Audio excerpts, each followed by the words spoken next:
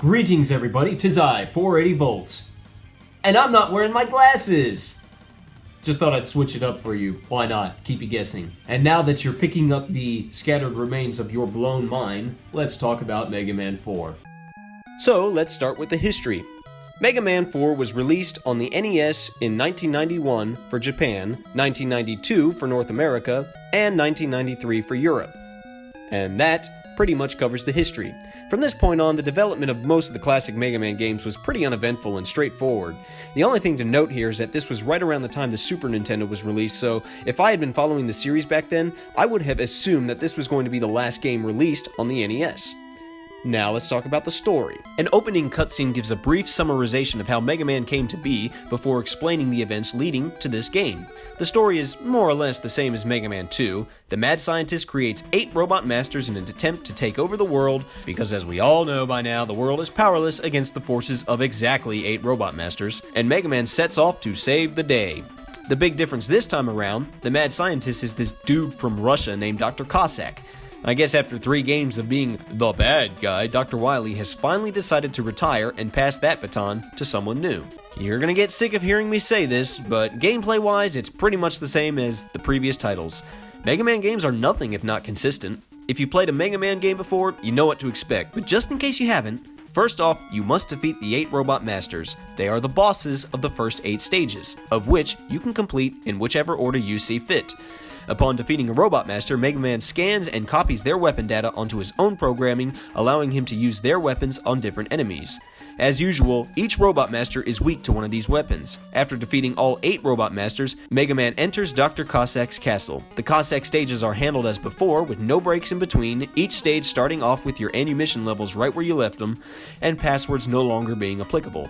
Tradition is broken, however, when you reach the final Cossack stage, in which you go straight to the final battle with Dr. Cossack, instead of refighting the Robot Masters, as you did in the previous titles. Once you had defeated Dr. Cossack, Proto Man appears with a young human girl and then leaves. And that is his only appearance in this game. No dialogue, no fighting, not even his signature whistle. He just sorta drops in and dips out. Anyway, the girl's name is Kalinka, and she is the daughter of Dr. Cossack. She pleads with Mega Man not to harm her father, as she was kidnapped by Dr. Wily, who forced Cossack to obey him. Dr. Cossack then begs Mega Man's forgiveness, and Dr. Wily appears, enraged at Proto Man's betrayal, and vows to break Mega Man.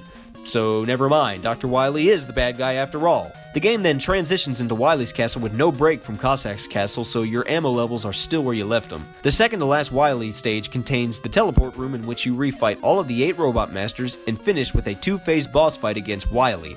The final stage leads right into the final boss. After you defeated Wily, he begs for mercy and hey, what's that? It almost looks like a yep, that's a door. Dang it, he got away. The castle then begins to crumble, Mega Man teleports to safety, and the castle explodes into a giant mushroom cloud shaped like Wily's skull logo. Mega Man then rides on top of a train back home, is greeted by Rush and Roll. Oh yeah, Roll, I kinda forgot about her. And the game just sorta ends. Alright then, that was something. The standard gameplay elements introduced in previous titles are here again. Passwords, energy tanks, Mega Man's trusty slide, and even the Rush adapters. However, Rush Jet has been severely downgraded this time. No longer does it give you full access to the map like it did in Mega Man 3.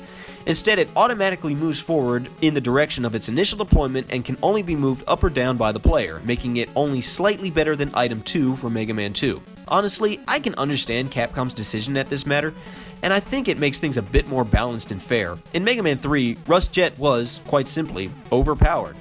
At any rate, you'd better get used to how it functions in this game, as this will be the norm from here on out. In addition, a few new elements have been added as well, such as the balloon, which is located in Pharaoh Man's stage, and the wire, which is located in Dive Man's stage, both of which are completely optional and not required for finishing the game. Clearly, Capcom was trying to implement some degree of exploration, but hadn't quite got the hang of it yet. Another new addition is Eddie, a new robot buddy for Mega Man created by Dr. Light. He appears in different stages and leaves you random items, such as ammo packs, health packs, 1-ups, and even energy tanks. And the other new addition is Mega Man's upgraded arm cannon, the Mega Buster. I'm sure some people who watched my previous reviews wondered why I kept saying arm cannon.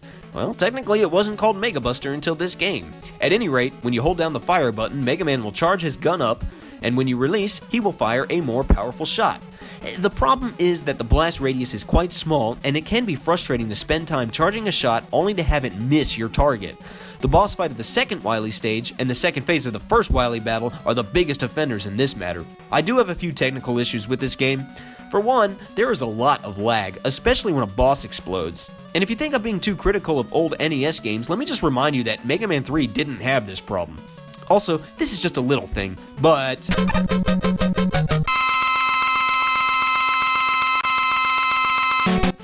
that gets old real fast. My biggest complaint with this game would be its difficulty level. I'm not usually one to complain that a game is too hard, but this game seems to just pile crap up around you and expect you to be able to deal with it.